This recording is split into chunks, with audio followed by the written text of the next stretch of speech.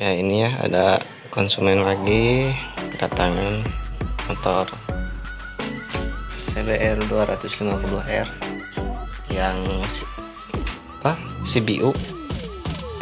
Tuh spoolnya ini bisa dilihat, udah kosong ya.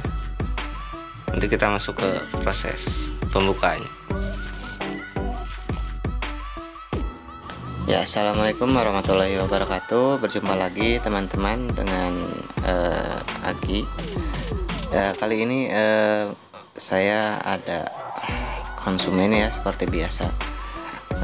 Spool motor CBR 250 CBU yang Thailand katanya.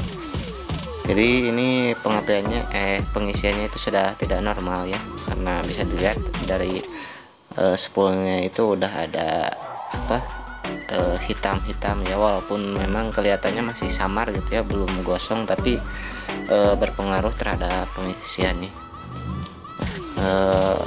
Kita lanjut aja, langsung saja ke proses pembukaan kawatnya ya. Untuk ukuran kawatnya ya, di sini CBR 250 menggunakan ukuran kawat 1,05 ya, bisa diperhatikan ini. Nah, seperti ini. Dan juga untuk jumlah gulungannya sendiri, yaitu terdapat 42 gulungan ya pada setiap tiang atau polnya. Dan untuk ukuran kawat penggantinya, karena konsumen saya meminta sesuai dengan standarnya, maka saya menggantinya juga dengan ukuran 1 mm, lebih tepatnya 1,05 ya. Dan untuk total beratnya sendiri yaitu sekitar 3,72 ya. Kalau teman-teman mau membeli kawatnya ya beli sekitar 4 ons ya, karena penggunaannya itu sekitar 3,7 ons.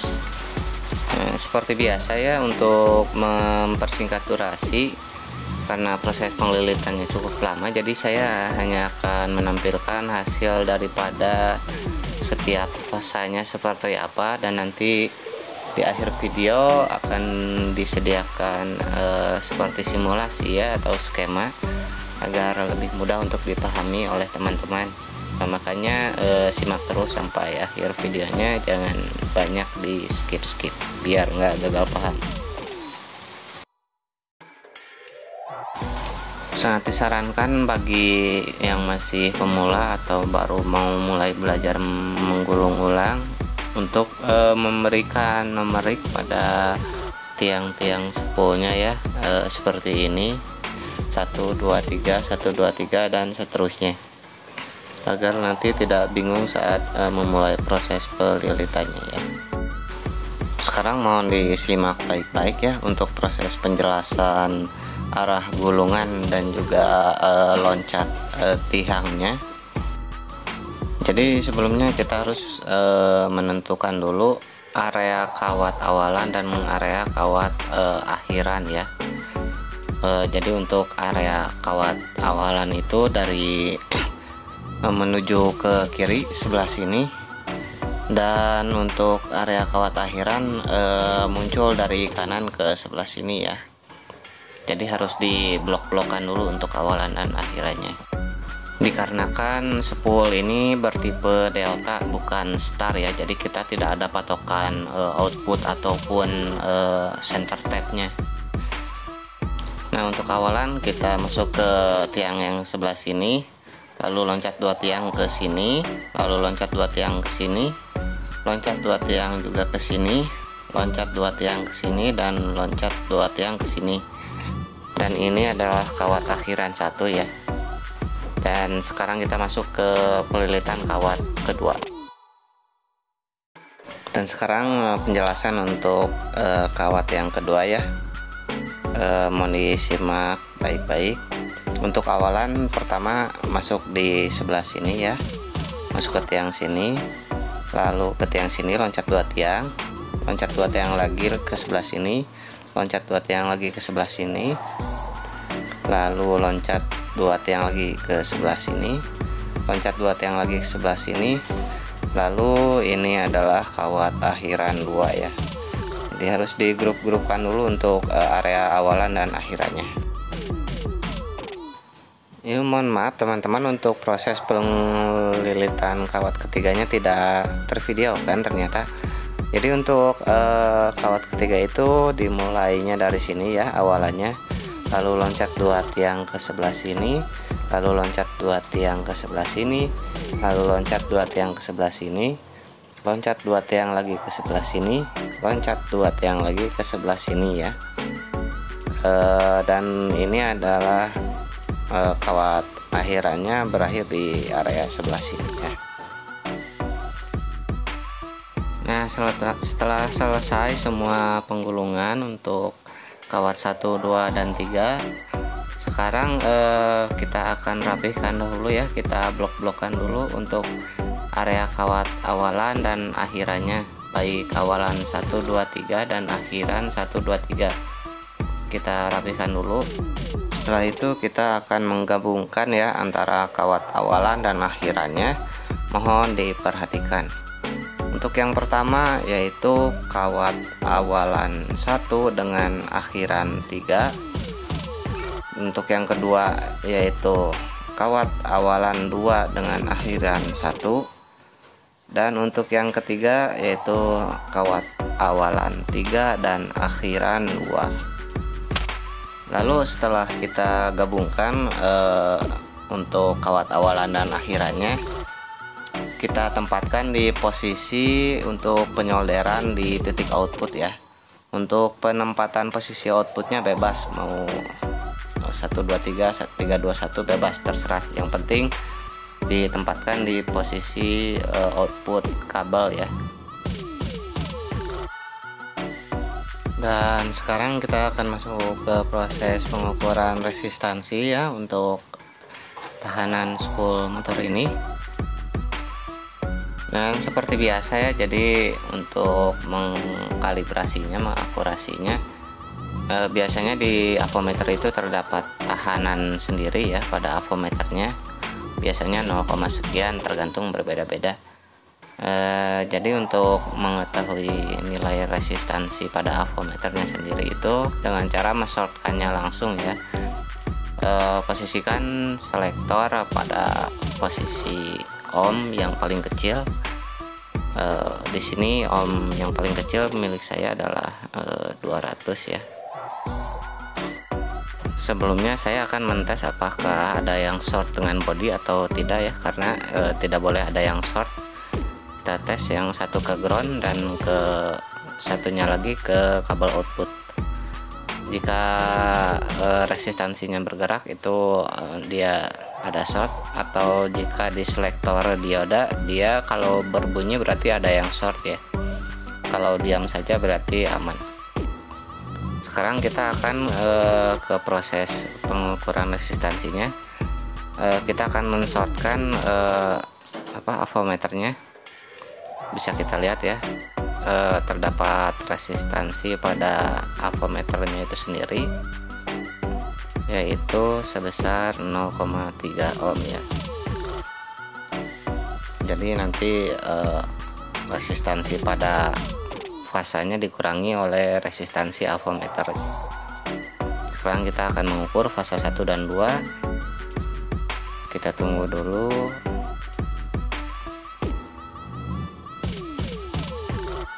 Sabar, agak lama ya, kadang 0,5 ohm ya, dikurangi yang tadi 0,3, hasilnya 0,2 ohm.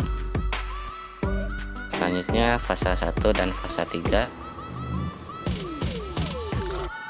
ya, tunggu dulu sebentar, emang kadang suka lama ini untuk akurasinya. 0,5 ohm juga ya. Kita pindahkan fasa 2 dan fasa 3 ya. Kita tunggu lagi. Tahan. Nah, 0,5 juga ya, sama. Jadi diusahakan untuk resistansinya itu sama ya, jangan jomplang begitu, jangan beda sebelah.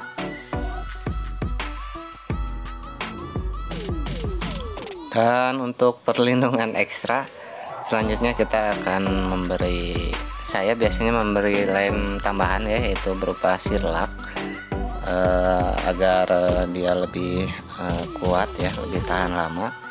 Setelah dilem ini, usahakan untuk dikeringkan, menunggu sampai kering terlebih dahulu ya sebelum dipasangkan di motor, atau lebih baik lagi untuk dijemur seharian atau di oven juga boleh, tapi jangan terlalu lama.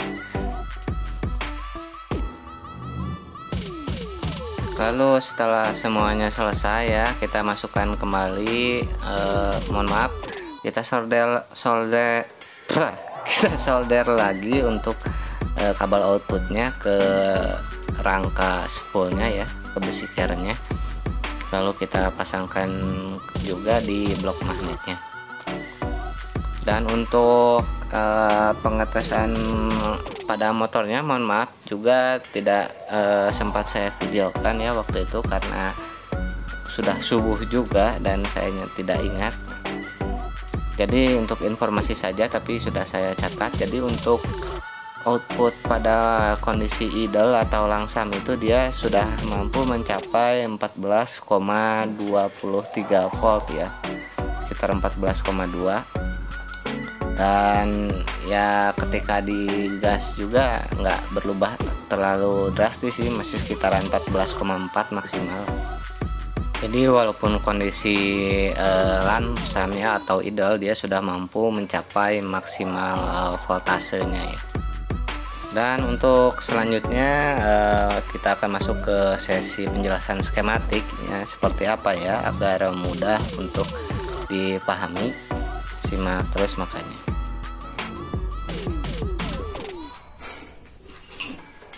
Ya, sekarang kita sudah masuk ke sesi terakhir, yaitu penjelasan skematiknya. Di sini saya sudah menggambarkan contoh dari spoolnya ya atau kerennya. Di sini terdapat 18 tiang ya, dan 18 tiang ini di 1, 2, 3, 4, 5, 6 sampai 18 itu diganti dengan huruf ya A, B, C sampai dengan R. Bisa dilihat di keterangan di sini ya, A, B, C dan seterusnya itu adalah tiang. Dan untuk huruf atau angka ya yang berjenis Romawi ini, dia adalah titik output ya, bisa dilihat sebelah sini. Dan untuk angka 1, 2, dan 3 yang ditulis dengan angka biasa ini adalah kawat ya, ada kawat pertama, kawat kedua, dan kawat ketiga. Kita langsung masuk ke sebelah sini ya. Jadi untuk penggulungannya itu diusahakan berurutan ya, dari awalan ke akhiran ke sebelah sini ya. Jangan ngacak pertama ke sini lalu yang kawat kedua ke sini, jangan ya. Nah, untuk kawat yang pertama ya, yang ini dimulai dari huruf A, D, ke G, ke J, ke M, ke P ya. Bisa dilihat, diperhatikan ya. A, D, G, J, M, dan P. Dia itu kawat yang pertama ya, yang ini. Bisa diperhatikan dia loncat 2 tiang ya, setiap setelah selesai dengan tiang 1 itu dia loncat 2 tiang, lalu baru masuk ke tiang yang ketiganya. Dan untuk kawat yang kedua, mohon maaf, dari D ke E, ke H, ke K, ke N, ke Q. Sini, ke sini, ke sini, ke sini, ke sini, lalu ke sini, lalu akhiran ya. Setelah itu kawat ketiga dari C ke F, ke I, ke L, lalu R ya. Dari sini ke sini, ke sini, ke sini, ke sini, lalu ke sini, lalu kawat akhiran. Nah, lalu seperti yang di video saya sebutkan tadi, jadi untuk kawat awalan dan akhiran itu dikelompokkan ya. jadi antara A, B, C, dan P, Q, R itu dikelompokkan nanti. Nah, setelah itu kita akan menggabungkannya ya, antara yang awalan dan akhiran tersebut, jadi 22. Jadi untuk penggabungan 3 kawat awalan dan 3 kawat akhirannya itu yaitu untuk kawat yang pertama, awalannya itu dia masuk ke output 1 dan akhirannya dia masuk ke output 2 ya. Untuk kawat kedua, awalannya berada di titik output 2 dan akhirannya berada di titik output 3. Dan untuk kawat ketiga itu awalannya berada di titik output 3 dan akhirannya berada di titik output 1 ya. Bisa diperhatikan di gambar ini ya, seperti ini.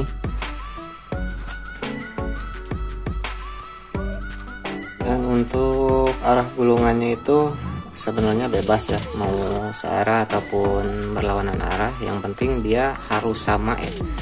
Jadi kalau kawat pertama itu berlawanan arah jarum jam, maka dia harus berlawanan arah jarum jam juga kawat kedua dan kawat ketiga. Begitupun juga sebaliknya, kalau searah jarum jam maka kawat kedua maupun kawat ketiga itu harus searah jarum jam juga. Tapi polanya harus sama juga seperti ini ya, jangan diacak-acak. Untuk jumlah gulungannya itu 42, ini sesuai dengan yang originalnya. Untuk diameter kawatnya itu menggunakan 1,05 mm dan berat kawat keseluruhan yang digunakan yaitu 3,72 ounce. Saya rasa cukup sekian untuk penjelasan kali ini. Mohon maaf jika ada kesalahan atau kekurangan. Jika ada yang ingin ditanyakan atau beri masukan, silahkan diketik di kolom komentar. Jangan lupa like, komen, dan juga subscribe. Assalamualaikum warahmatullahi wabarakatuh.